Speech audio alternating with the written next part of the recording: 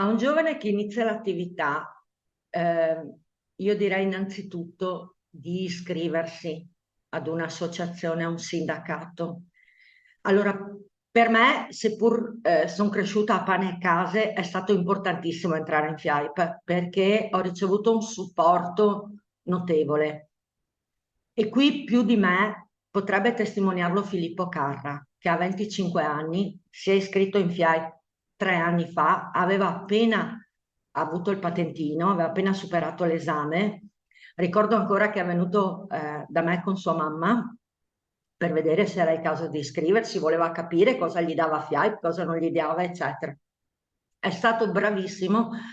perché a tutti quanti i corsi che abbiamo fatto lui si è presentato, fin tanto che gli ho detto Filippo mi devi entrare in consiglio perché ho detto ho bisogno di gente giovane che mi segue tutta quanta la parte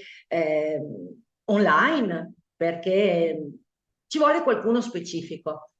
E quindi lui è stato molto bravo e proprio recentemente lui ha detto se io non avessi avuto voi non avrei saputo fare determinate cose, anche perché ha detto la disponibilità che ho trovato in questo ambiente, il supporto, perché ha detto avevo bisogno anche semplicemente della modulistica, oppure di un consiglio, del mediatore creditizio, di tante cose. E quindi lui ha trovato in noi disponibilità, ma questa ce l'abbiamo anche con tutti quanti i nostri iscritti, perché noi come consiglio, per esempio, ci siamo suddivisi gli iscritti, ognuno ne ha un tot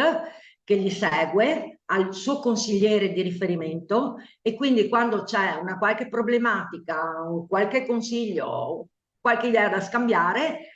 noi abbiamo questo rapporto diretto con i nostri associati.